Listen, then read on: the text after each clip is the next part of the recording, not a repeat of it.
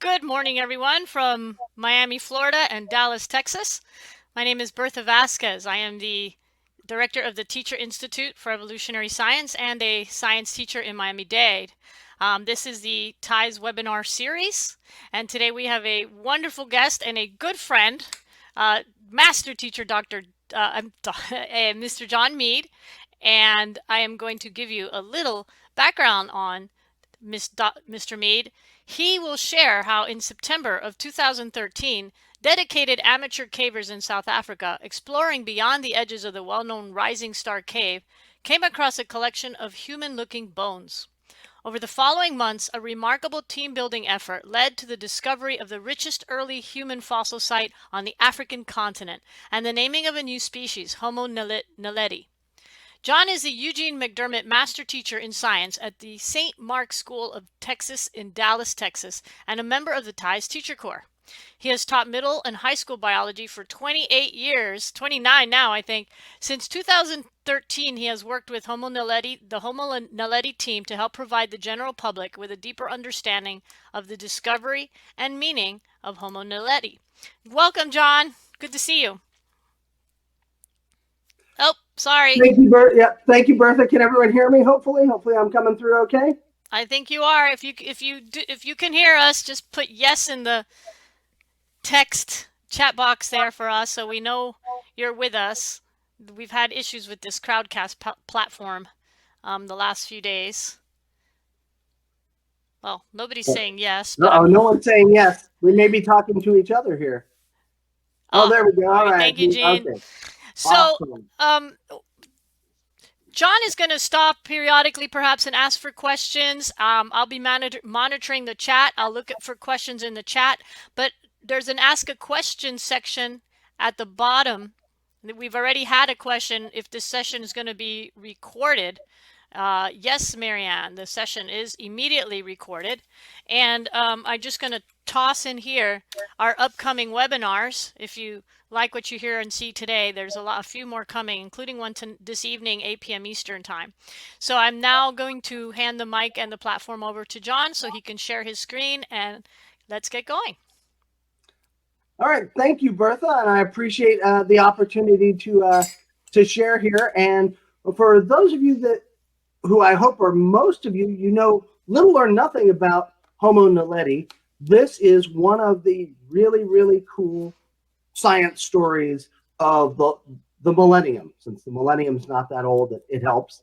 And it's also a really neat journey of kind of personal, professional development for me. And I know probably the bulk of our group here today are teachers. And so one thing, in addition to the stones and bones aspect of this story, I want you to see kind of a roadmap for how you as a teacher might wind up developing things that you become excited about, and how you spread that not only to your students but to others. This is something that has quite literally changed my life, and you'll see it's very much by a bit of serendipity. And some people will say I was brave. I tend to say no. I just don't know when to leave people alone, as you'll see. So let's jump into this. And there are some times when I kind of feel almost like a little bit of, we're going on a bit of an adventure. So I'm gonna don the hat here, because I will say one of the great disappointments of my summer has been that right now I should be in Kenya, because I was planning this summer to go on a 17-day human origins tour of East Africa, Kenya, and Tanzania, as well as down to South Africa to visit again the bones of Homo naledi and Australopithecus sediba that you're going to get to know today. So that's where we're going to start, and I'm going to start telling you kind of my story here. And Bertha, if you see any questions that are really pertinent, feel free to jump in and interrupt me. That is no problem whatsoever. Okay, so I'm going to share my screen right now and let's see, which one do I want? I think I want this one. And hopefully everyone can see. I cannot see anything that y'all type right now. Um, so just be aware that if there are any questions, Bertha, feel free to interrupt me.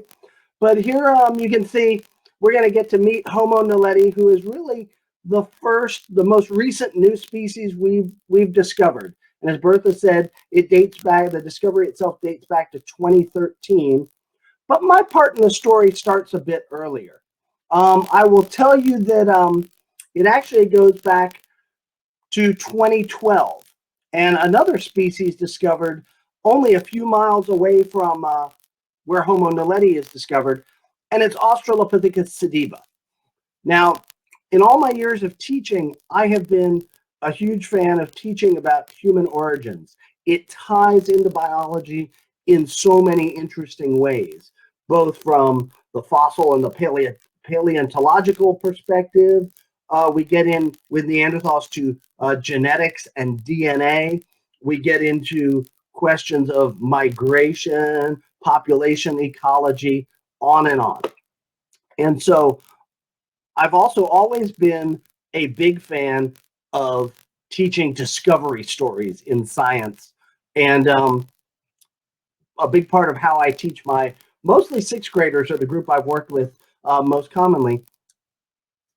They are the ones that really just dive into discovery stories. So from the discovery of the first Neanderthal bones in the 1800s all the way up through this discovery, that's something I want people to see, that there is so much to be explored, so much to discover. So we're going to set the clock. Excuse me. It's 2012, and I've become aware of a relatively new discovery. It was announced in 2010, originally discovered in 2008, of this new species from South Africa called Australopithecus sediba, and it was discovered by the man on your left, Dr. Lee Berger, who's a paleoanthropologist at the University of the Witwatersrand in Johannesburg, South Africa. And so his son had discovered this, but at that point I didn't know it. I had read the scientific papers and I wanted to teach about it, but I didn't know the good discovery story. And as you can see, there are two skeletons there, remarkably complete, on the order of, excuse me, Lucy completeness. So I wanted to learn more. So I reached out to Dr. Berger on Facebook. Now, mind you, he's a celebrity in the scientific community, and I know about 4 people. So I fully expected when I reached out to him that nothing would happen. But like I hinted earlier, it doesn't hurt to try. I'm not one to be bothered by if someone ignores me or says, you know, leave me alone. Okay, fine. Boom, I'm gone. Um, but on the night of August 20th, 2012, as you can see at 8:54 p.m., this is also a great lesson for your students. Our digital footprint lingers. I don't remember that date specifically, but I did go back in my Facebook Messenger and lo and behold, was able to find out the exact time. And so I sent Dr. Berger this message. Cheers from Texas, Dr. Berger. Honored to be a Facebook friend with you here. May I steal a few minutes of your valuable day?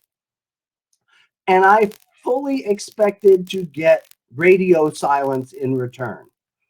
And instead, I didn't. I actually got a 4-letter word in return, a 4-letter word that started with the letter S. Sure. And that began our conversation. And I explained what I was hoping is that Dr. Berger would wind up swapping a couple of emails with my students, and we could get this discovery story down pat. And 2 or 3 emails, that would be that. End of discussion. That's all I was really hoping for. And he said, well, tell me a little bit about your school. So I explained about my school and that we were in Dallas, Texas. And he stopped me and he said, you're in Dallas? Well, in November, several months ahead, I'm going to be in Dallas because I'm going to be taking a break from my National Geographic book tour on this book called The Skull and the Rock, which, surprisingly enough, is the story, the origin stories of Australopithecus sediba, and how Dr. Berger and his son, and as you'll see in Google Earth, um, helped them discover this new species.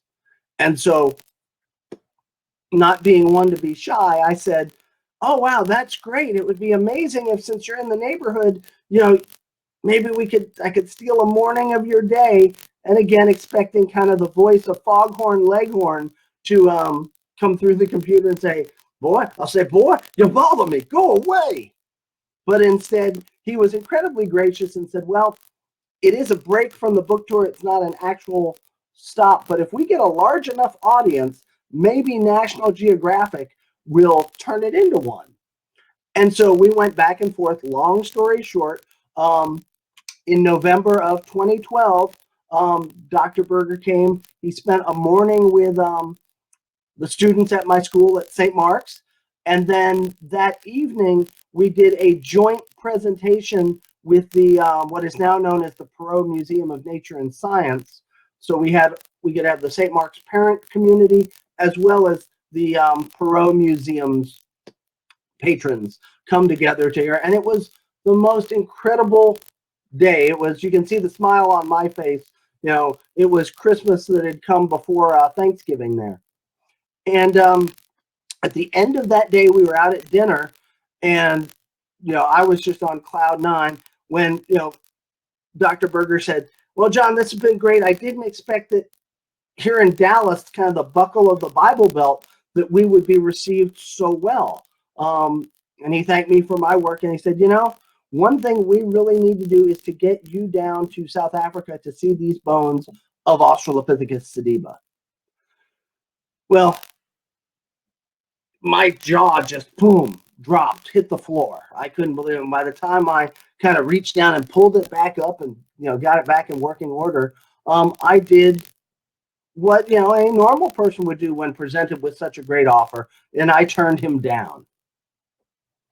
And before you think I'm totally crazy, I had signed up to lead a summer camp that coming summer, and the week he had suggested was right in the middle of that. And as life would have it, we do get lemons to lemonade moments. So I turned him down, and he said, "We'll make it happen some other time," which I, of course, felt like he was being polite, but it would never really happen. You have these things, you have one chance, and that's it. Well, as it turns out, that summer camp um, canceled and shut down actually before the summer came around. And so I was then able to reach back out and say, "Does the offer still stand?" And he said yes, and wrote some grants and was able to get enough funding to be able to go down. And so in June of 2013, I flew down to South Africa, and I got to spend 2 weeks in country, and got to spend 10 days with the Sediba team. I got to go visit the site of Malapa, where the actual bones were discovered. That's Dr. Berger on the left at Malapa. I got to be in the lab with the actual Sediba bones. You can see there in their protective pelican cases there in the middle.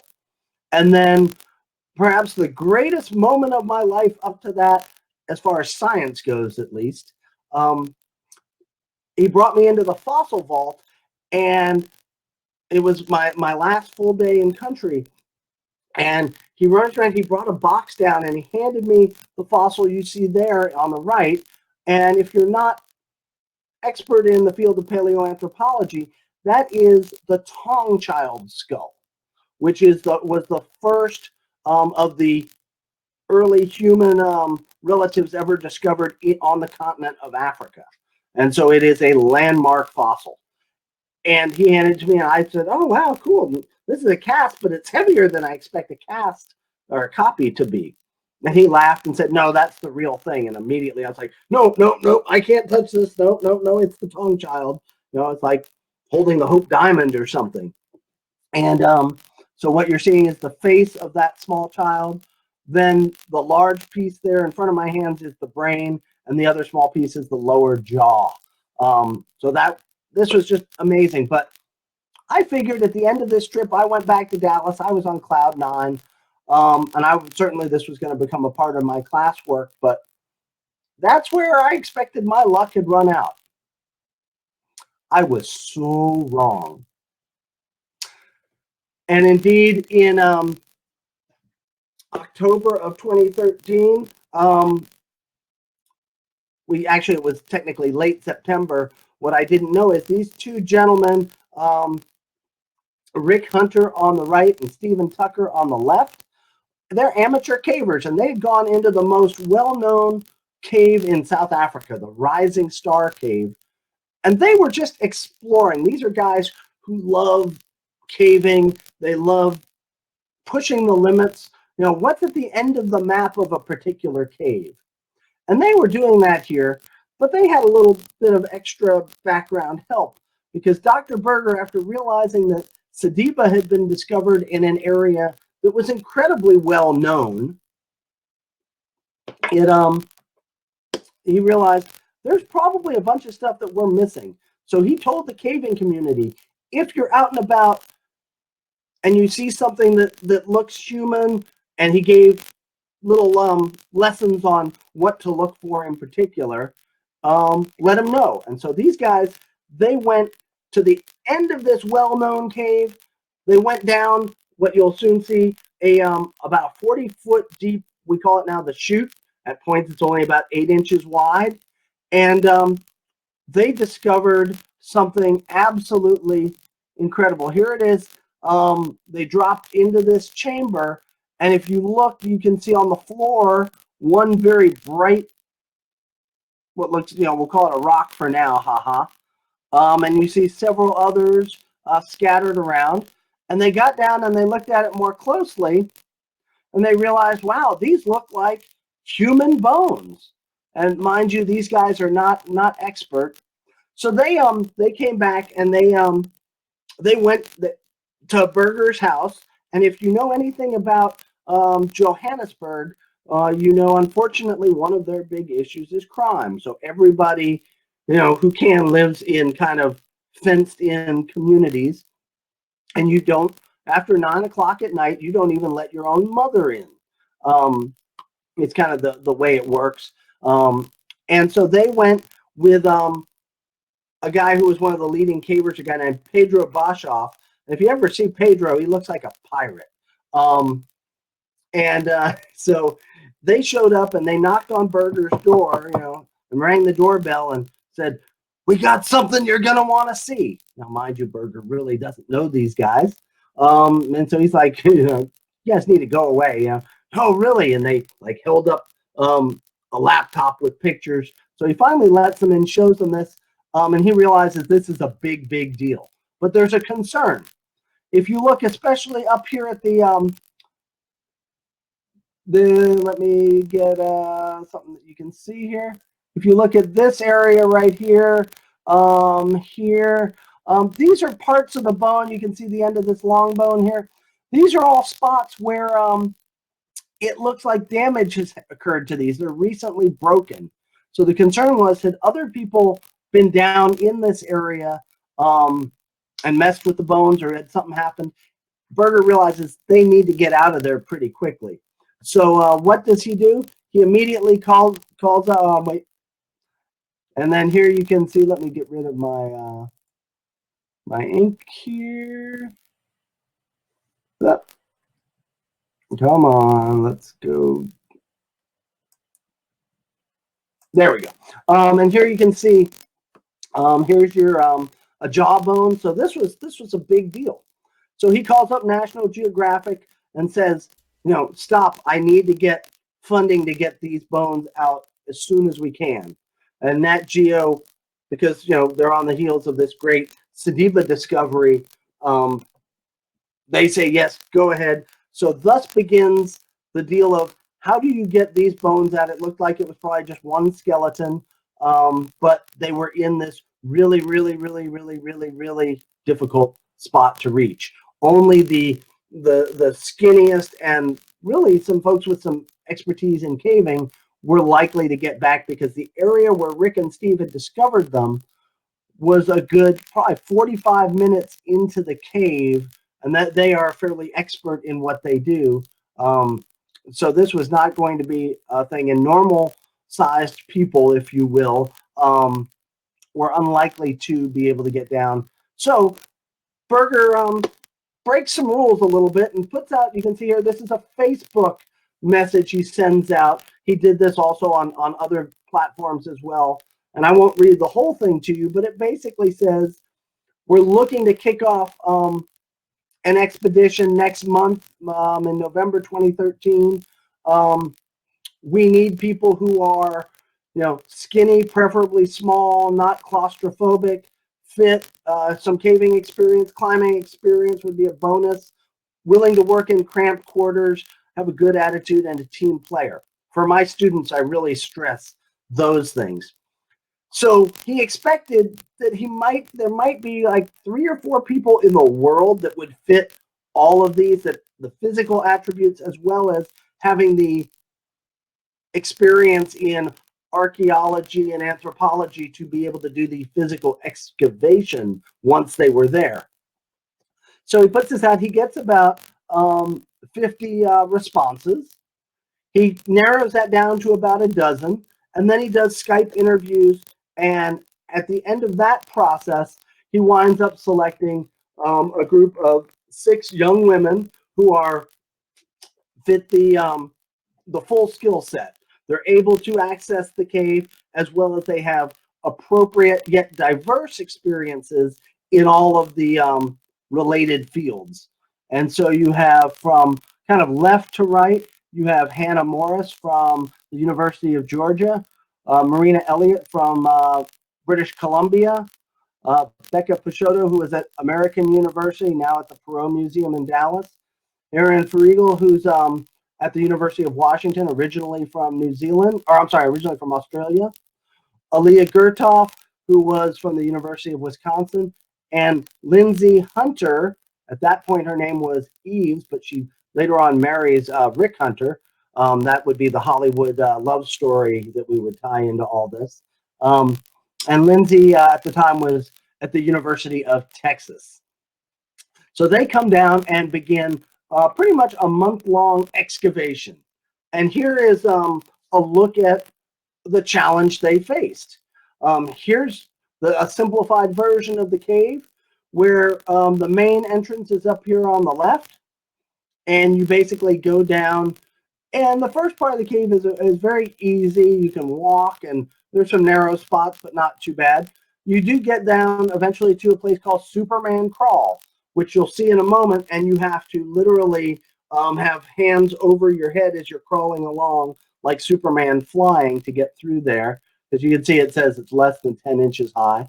Then you go into a larger chamber, the Dragon's Back chamber, and you can see you have to climb up what got the name Dragon's Back, because it looks like the spine of a dragon with its scales. You then get up here to the top of Dragon's Back, and then here is what is called the chute, which comes down here about 40 feet down, and then you're into the naledi chamber, which you'll notice slopes away from the bottom of the chute, and you can see where the actual fossil site was. Just to give you an idea of the size of what they're going to excavate, it was about the size of a kitchen card table. Okay, a little bit less than a meter by a meter in size. So just to give you a sense of that. And then now, as you know, normal sized people couldn't really fit in. So they had to arrange it like it was a space mission. There was mission control that you can see here was set up on top of or on the surface next to the entrance, and they had those camps, and then they strung miles and miles of fiber optic cable, Ethernet cable to get down so that they could watch, put cameras in so they could watch for safety. There were members of the South African caving community were safety folks to help the scientists get in and out. And I mentioned it was about 45 minutes initially. They got really good at it and were able in the end to be able to get into the bones in about 35 minutes. And you can see the whole gang up there watching and going, because only 2 people could fit in the chamber at a time. And so just to give you a little bit of a sense of things. Here we are on the left. This is the top of the chute, and you're looking down, and the woman you see in orange here is actually Dr. Berger's daughter, Megan, who's now a graduate student in Scotland. And she was one of the safety cavers. It gives you an idea of the narrowness of the chute there.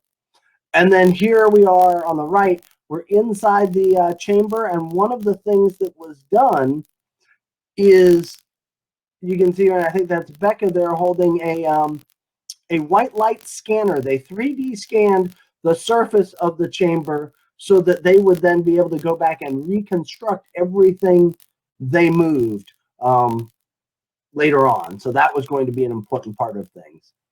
And then the good news started. This was the first bag of fossils that came up, and you can see the excitement and the happiness on everybody's face.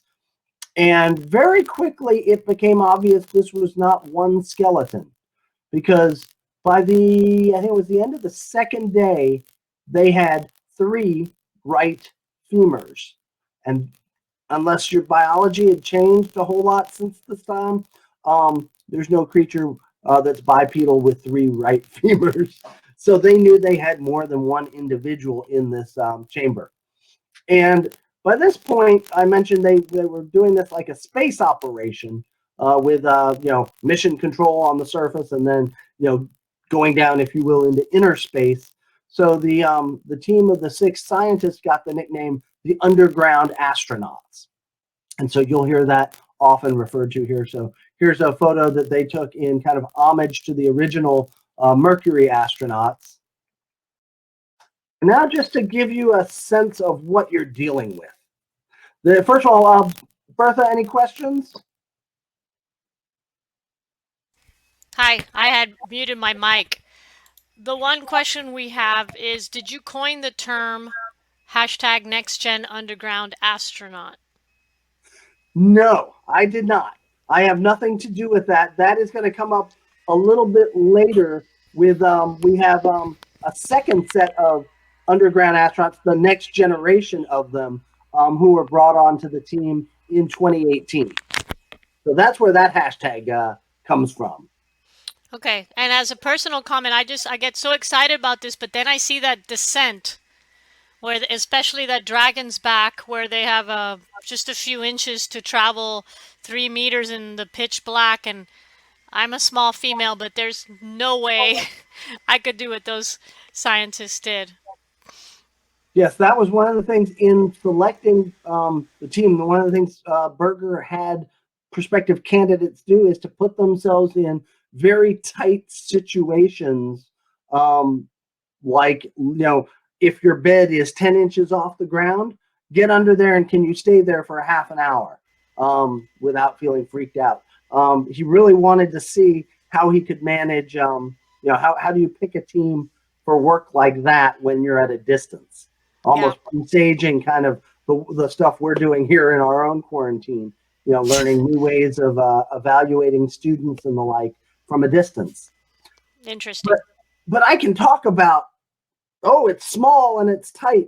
When you see it, it gives you an idea. So this is Rick coming through the Superman crawl, and you'll get a sense for what it's like here.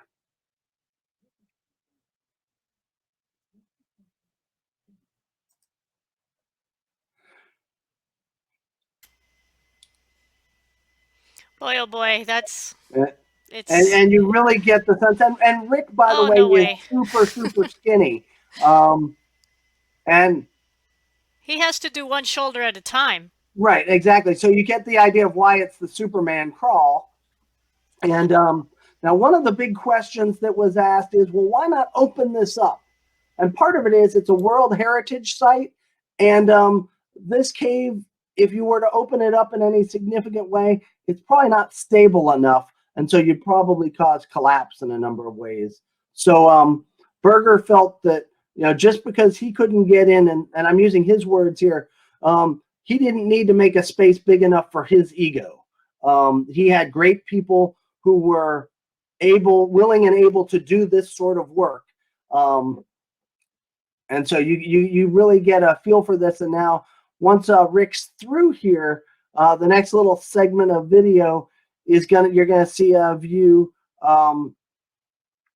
that's gonna be taking you up near the top of the chute, and then a view kind of down into the chute. Okay, we're now laying back. Here we go. Now here we are up near the top of the chute. Rick going down. Okay, and you're going to see the unstable nature of parts of this. You're going to see in a moment. There's someone down on the far side there, and this is another route down, and you're going to see this rock here. And let me pause it right here. Okay, you're going to see that wobbles. Later in the expedition, and they had a National Geographic photographer going down to get some photos. That rock came loose and smashed and broke his hand. So there was a lot of danger. This was potentially a life-threatening work here. And now one of the cool things this is in here because Rick can dislocate his shoulders on command, which kind of helps. Goodness gracious. That's the first time they went down in the dark, they had no idea where they were headed. That is amazing to me. Yes, exactly. And that's why cavers are a special bunch, to say the least. Totally, totally. So all of this is going on, and one of the things that was truly amazing about this particular thing is normally in the field of paleoanthropology, and I'm going to assume a lot of you out there aren't expert in the history of paleoanthropology, but a lot of paleoanthropologists are like kindergarten children. They find a fossil and it's their new toy, and they guard it incredibly jealously. They will tell you, oh, we found something amazing, and you were asking them about it, and it will be years and years and years until you hear anything. And then many of them have in the past have published, but we're not going to give you all the measurements of it. And it's a way that they maintain kind of their control and their power, having access to these incredibly rare specimens. So the idea that this team started to actually live tweet hour by hour, minute by minute in some cases, their experience blew me away. And so I was able to tweet with my students in class with them while it was going on. And it was amazing. And I realized very quickly that this was a once-in-a-lifetime opportunity. And so I learned with my morning classes, we were live. We overlapped in the day with South Africa. But by the time I had my afternoon classes, it was nighttime in South Africa. So there was no live interaction. So I wound up taking the tweets from the morning group and kind of relating them to my students. And we figured questions that then we could ask through way of the morning classes.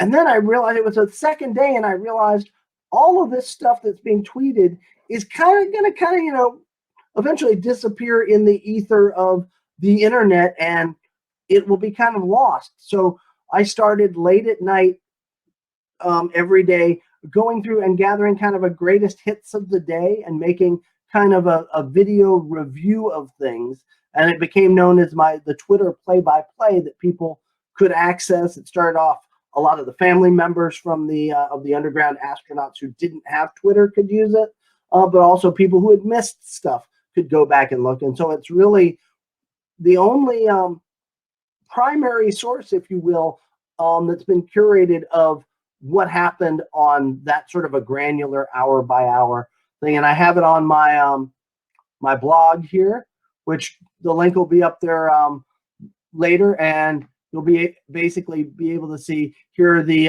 videos for most of the days. Some days that were slower, or so you get an idea. I'm not gonna play those for you now, but you hopefully get that idea.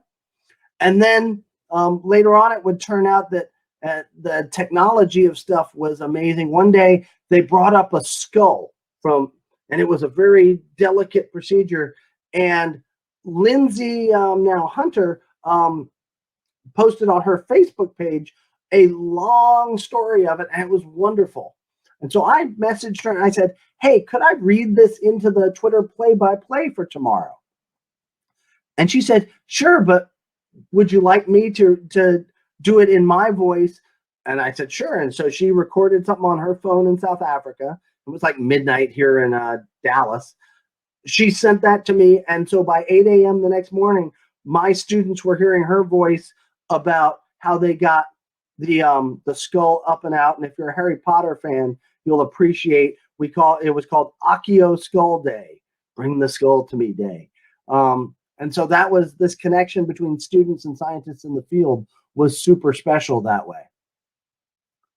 Now I'm going to fast forward a little bit to the spring of 2014. They shut down excavations, and by the end of November, this was the richest human fossil site on the continent of Africa ever. They had over 1,500 fossil pieces from over 15 individuals. Absolutely incredible. The joke was at one point, they had a fossil vault that they brought out to the site. And again, they thought initially they had that one skeleton. And the joke became picking up on the movie Jaws, where, hey, I think we're going to need a larger boat. It turned out the joke here was we're going to need a larger fossil vault. And indeed, I think they wound up needing to bring in 3 separate vaults for all of the fossils that were brought up. And here are some samples that when Dr. Berger came back to the United States the following spring, he shared with us. And this is before we had a name or anything. But you can see that these are the first complete fossilized feet in the human fossil record. We have individual foot bones from a lot of species, but no fully articulated feet like this. And they're very modern. If you show this picture to, say, a podiatrist, they would say, yeah, this has all the hallmarks of a modern human foot. We also, something we did not have prior to Homo naledi, complete hands. And you can see there's effectively nothing really missing from this hand. And indeed, this was fully articulated, still in its death grip when they uncovered it on the second to last day of the excavation. And here we see, part of a jaw of an individual. The preservation was remarkable. You even have the calculus and the tartar still on the teeth. That potentially being able to provide information about what were these individuals eating. And then the first composite of skull, you can see the mid-facial bones missing here, but you have what winds up being a very small brain case, a prominent brow ridge. And so that was, absolutely amazing. I stay in touch with the team. Berger visits my classes in 2014, invites me to come back to Rising Star in July of 2015, which I do, with the idea that the Twitter play-by-play had been a success, and I really wanted to follow up on that somehow. So more grant writing involved, and I got down to South Africa, and here on the left is the entrance to the Rising Star Cave. You can see rather unassuming there. This is the entry chamber. You can see my camera gear in the lower left area here. This is a shaft open to the surface about 35 feet up. This is just right inside the entry chamber. And this group here is the exploration team. And one thing that I love about this project, and this here in 2020 is still ongoing, there's a group of, and the number has varied over time, between 5 and 8 people who on a daily basis go out and explore other caves and sites throughout South Africa looking for new fossil things. And so they have made a number of other discoveries that have to be followed up on. So that is something that is new and different that other previous expeditions had never done. So that is something I'm very happy to say is an ongoing bit of the science here. And so my visit down there was, in part, I got to spend time in the cave, not in the fossil chamber itself, because as we decided, Um, if you know me, I am physiologically inappropriate for the small spaces in the cave. I'm just too big. However, I did get to interview in various formats all the major players on the team, all six of the original underground astronauts, members of that exploration team, as well as Dr. Berger himself. And I have a dozen interviews that, again, those are up on my blog for people and on YouTube to for people to access and to share. And so we waited and waited. September of 2015 was the big announcement. And that was when I could finally break my silence and share my videos. And you can see it was the cover of the front page of the New York Times. It was the lead story on every major news outlet when news went live. Totally amazed me. I knew it was a big deal in the paleoanthropological world, but whoa, I didn't expect that it would actually in the end be named the #2 science story of 2015, right after our the visit to Pluto by the New Horizons team. And the funny thing here is, and this goes to the need for greater science literacy across the board. The New York Times having the photo of it on the front page, they have the wrong skull. That is actually the skull of an individual called Mrs. Pless, which is an Australopithecus africanus specimen. The Times fixed that quickly, but a bunch of us were immediately on them saying, nope, you got it wrong, but they fixed it for a later edition. So real quick, a little bit about Homo naledi, since I imagine a number of you didn't know much about it before. On the left here, you see the reconstruction done by the great paleo artist John Gurche. And you can see a modern flat face. However, a tiny, tiny brain the size of an orange. Over here on the right, you'll notice the ghosted outline is kind of an average adult modern human. And here you see the naledi skull superimposed on that, and you see how much smaller it is. The scientists themselves refer to naledi as a pinhead because of the small size of that brain, the brain about the size of an orange. But it has a weird mix of characteristics that some are surprisingly modern and others are very primitive, more like Lucy in the Australopithecine way. I'll run down the left side here of this graphic. The skull, while being small, has a lot of hallmarks of more recent human species. Things like it's a lot like a Homo erectus skull, except in miniature. The eyebrow ridges, the kind of lack of a forehead, but notice the rounded nature of the skull. Anything that basically, as you go down the skeleton, that tended to come into contact with the environment, hands, feet, and the lower legs, are very modern. And indeed, for instance, the hands are very modern. The only slight difference is they're a little bit more curved in the finger bones than yours or mine. The legs below the knee, very modern, and the feet I've already told you could be mistaken for modern humans. But then as you look deeper into the skeleton, on the right side, the primitive stuff, the actual shoulder structure is more like that of a gibbon, an ape that spends most of its life in the trees, hanging from trees and hanging from branches. So that was odd. The pelvis is a more primitive, Lucy-like pelvis. They were still walking upright, and we would recognize their walk, but not quite as bowl-shaped, a little bit more flaring. The curved fingers, which I've already mentioned. So this interesting kind of mix of modern and more primitive features. And as they got this out, the big question, describing the bones to some degree was fairly straightforward. But the question becomes, what's going on in the cave itself? Why are these bones in such an inaccessible place? And so this becomes a bit of a, if you will, I don't want to call it a murder mystery because murder is probably not the right term, but certainly a mystery of sorts. And if you look at what they had, They had 15 individuals. I'm asking you to kind of put on your detective hat here, which we as science teachers are pretty good about. So you had more than 15 individuals, and they represented a range from infants. Literally, there's some individuals that are probably months old, all the way up to the elderly with very worn down teeth.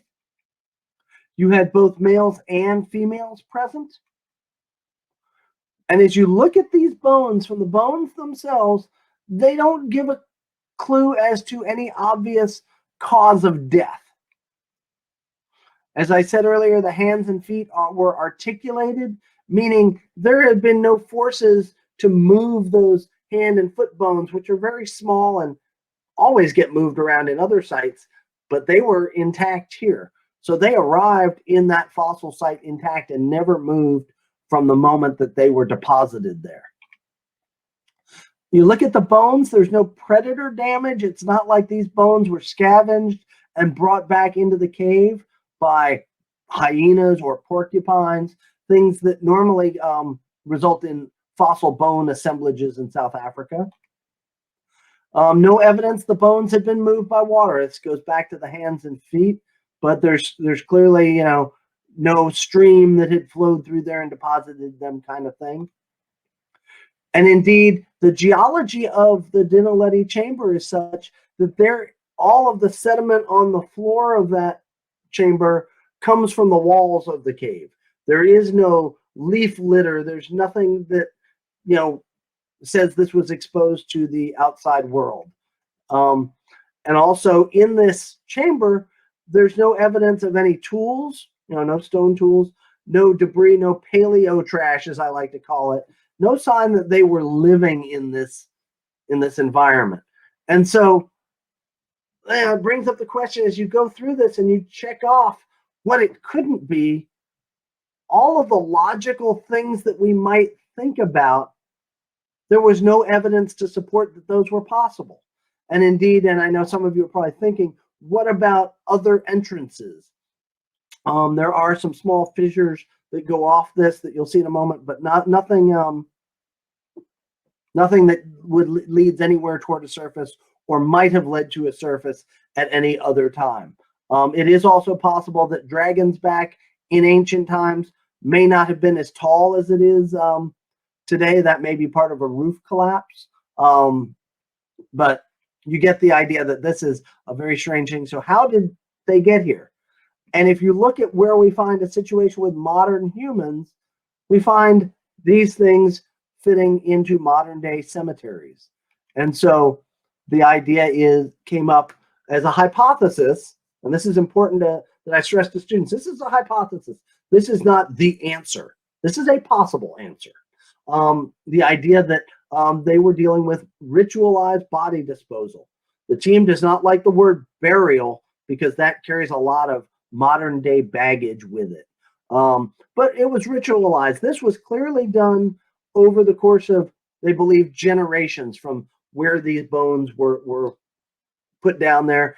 And it took, there was great danger to the living individuals who had to get them probably to the top of the chute and drop them down, is the thought. So it was ritualized. It was done repeatedly for some reason. What that reason is, we're not quite sure, because would have been, if the problem was get rid of a smelly, decomposing body, there are easier ways to do that. So this probably had some meaning for those individuals, that tribe, but what it was, really, we probably never will know. In the midst of the big release, some of the cool things, Berger had always said if he had his big discovery, he would make it open access. He wouldn't treat it like, the kid on the playground with the cool toys going to tell you how great it is, but not let you play with it.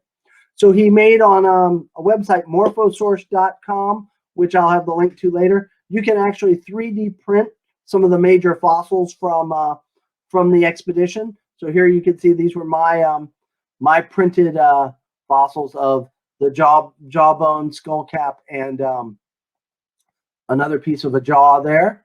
And here you can see my comparison of my 3D print on the right with the actual fossil on the left.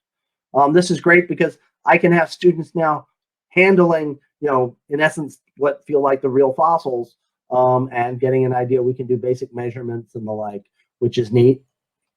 And then now let's move forward to May 2017, because what I haven't told you is in the last couple of days of November 2013, Rick and Steve went off and they explored other parts of the cave on their own, and they came across another small chamber, almost as hard to get to. They've called it the Lassetti chamber. And so they announced they had found the skeleton here on the right called Neo. It was an elderly male, they believe. And then there were several other partial skeletons nearby. And they also finally had a date. We had no idea how old naledi was. People made arguments before we knew the date that it could be ancient in the millions of year range, or it could be very modern. And it turns out to be fairly recent. You can see 236,000 to 335,000 years old. And so that puts it as an overlap with some of the earliest Homo sapiens in southern Africa, which could bear to the some of the tools we find on the surface. Were they from Homo sapiens or Homo naledi? It opens up questions there. And then by September 2017, the team goes back in, and just real quickly, they're looking to test some hypotheses. So I like this idea that this is ongoing living science. It's not over and done with since the big announcement. And they work in both chambers. They got more of Neo, and there was a debris cone at the bottom of that chute. And the question was, is that debris cone, is that going to have more bones in it? And that was something they didn't have time to look at during the initial thing. So they started to dig into that. They also, in September of 2017, they discovered naledi fossils in some really weird spots. And if I open up the map here just real quick, the chute you can see is right over here on the right. Here's the excavation site right near that. And you go down to some of these other places. Here's actually the original 2013 unit. Okay.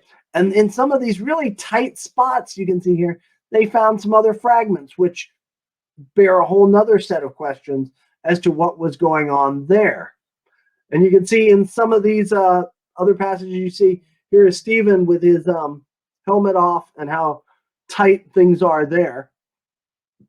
And so that's here in 2020. Those are questions that are still being pondered. One of the cool things, again, talking open access, the team actually continued to be open, live tweeting, but they wired the cave so that people from inside the cave could actually have Wi-Fi. So lo and behold, they could talk to, like, this is a picture of my school group having a video chat with Lee Berger while he's in the entrance to the cave. So that opens things up to the point where there's even a Facebook Live with over 40,000 viewers early on in this. So again, this is something that had never been done before, really opening up science to a wide range of folks. National Geographic's Classroom Explorer allowed them to host visits with live classes on 4 different continents that month. And they've continued to do that. Moving ahead to March of 2018, they spent almost the month of March in and out of the cave there, working to get this block of bones, which is part of that debris cone. Okay, they got more of Neo from Lassetti chamber. They started to do some high-res video that will be of interest to you in a little bit. And then they did more outreach as well. By October of 2018, the next gen astronauts were introduced. You see them here, and they've been doing work as the original. Some of the original astronauts have moved on to other work, and this is so cool. One of the original astronauts, Becca Peixoto, who's in charge of the Center for Exploration of the Human Journey at the Perot Museum in Dallas, took all of that video footage I just mentioned and created a virtual naledi virtual reality app that you can actually get at your app store, and that and here's the link to it just to give you a quickie feel here. It actually lets you go into the chamber in virtual reality. If you have a Google Cardboard viewer and your cell phone, you can do it. It's awesome. My kids used it, and it's a blast. And then they have folks that you can get to know a lot of the people on the team who worked on it. I'm not gonna go into detail on that for you here, but it is available. And one of the great things here, just the end of last year, early part of this year, before we went into quarantine, the bones of Naledi and Sediba actually came to Dallas. The first time since the Lucy bones, I think, in 2007, that any hominid bones had been put on display in the United States. And you can actually see a walkthrough of that exhibit, which is really, really awesome. And then I'm going to wrap up, and I'm going to leave this up on the screen for you, a bunch of resources for you. I've mentioned my blog a couple of times with the Twitter play-by-play and the interviews. That's at bluelionphotos.blogspot.com. If you want to take a screenshot of this, that would be a good way to grab these. Dawn of Humanity, National Geographic and PBS Nova put together I think it's an hour and a half video that tells the story as well. If you want to 3D print your Naledi and Sediba bones, they're at Morphosource. You can follow Dr. Berger on Twitter. He also wrote the book Almost Human. You can see it down there, bottom center, in May of 2017. We also had the October 2015 National Geographic cover, features Homo naledi there. The Twitter for the Human Origins Project at the Perot Museum, the Center for the Exploration of the Human Journey. They do amazing work. And then my Twitter handle there is at @evo_explorer. So I'm gonna hush up now and take your questions. I'll keep this up for a moment just so you can screenshot it, and then I'll go back to live video here, Bertha. So what do we have? Hi. Well, lots of activity in the chat. Very fascinating. It's hard for me to do a 180 here and start talking because I was so into what you were talking about. First of all, I'd like to let everybody know we actually have one of the new astronauts here with us today. Did you know that, John? I did not. Who is it? Bones. Oh, I'm assuming that's not your name, but that is so cool. So I'm inviting her to do a TIES webinar for students, not just teachers, but once the new school year begins. I think that would be mind-blowing for students to meet you, at least online. Yes, yes. I'm embarrassing her, so I'm just going to stop talking. But that is so cool. So here's a question for you, and I never thought about this. Mark is asking, do you have any thoughts about how the cave was illuminated for this body disposal? Because that is a great question. One of the things you look at it, given the time frame we know Naledi was, making this journey from the surface to the Lesedi and Dinaledi chambers, they did not have headlamps, of course. Exactly. So logic suggests that they probably had to have fire. So one of the things that has been looked for, the hope would be that if they had imagined torches or some such thing, that there might be some evidence of that fire at various spots in the cave. To my knowledge, and Bones, feel free to speak up here. You would know better than I. We have not, and I'll say yet, discovered any residue that would suggest fire within the cave. But just because we don't have that evidence doesn't mean it isn't being looked for. Or there was maybe, like you said, some geological movement in the cave where they used to have more openings or more natural light streaming in somehow. Right. Again, natural light, we believe that's the Dinaledi chamber, and probably most of that area was probably always in what we call the dark zone of the cave.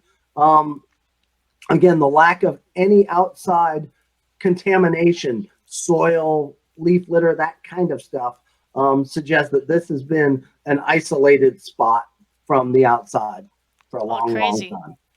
I'm going to come back to video here now. So just, Yeah.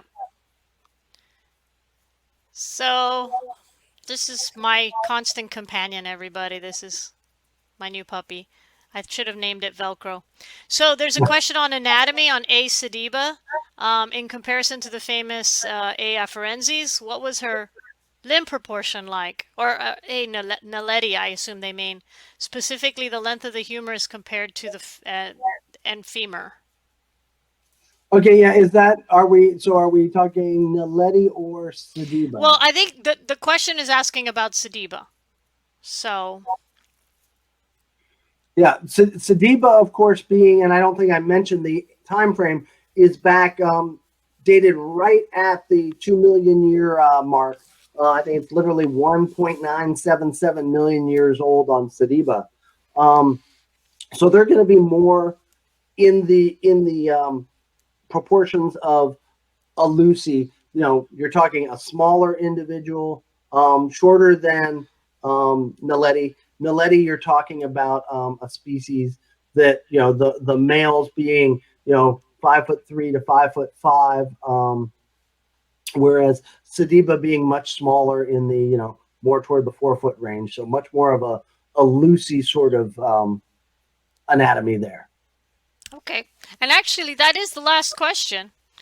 So I think you did a very good job of explaining everything. So I think people have much to ask. I have to point out to me as a teacher the importance of the fact that these scientists and Dr. J. Berger sharing with students and sharing it in real time, putting Wi-Fi in that cave.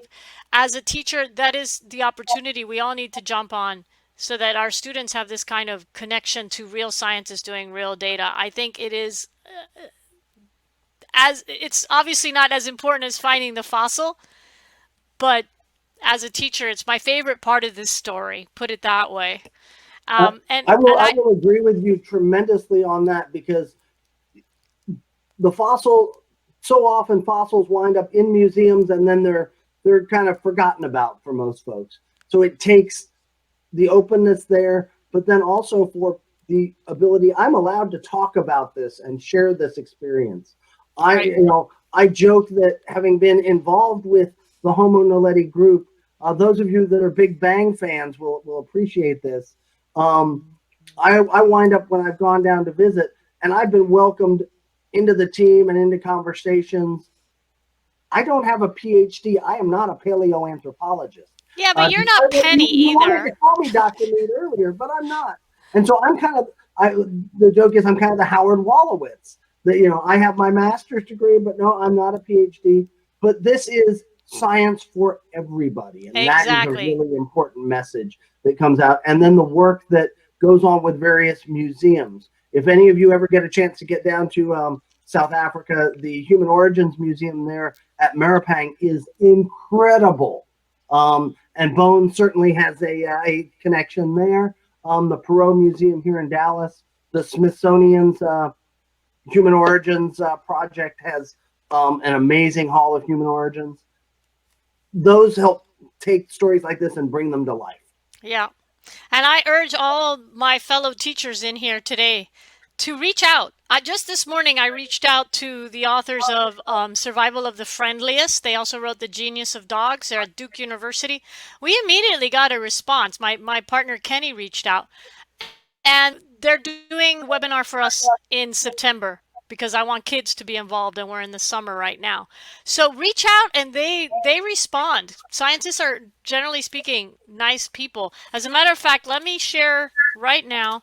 This is tonight's webinar with Dr. Leslie Jones of Valdosta State. Join us at 8 p.m. tonight, where she'll be talking about teaching biology with social justice in mind.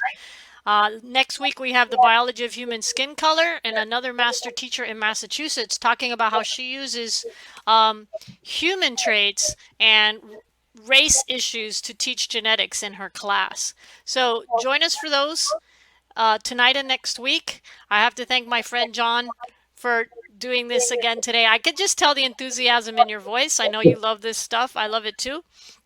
And I want to thank everybody for joining us. And Bones, I put my email in there. I would love to have you on this program. Okay? That would be great. I have a lot of very smart young people that would love to get to know you.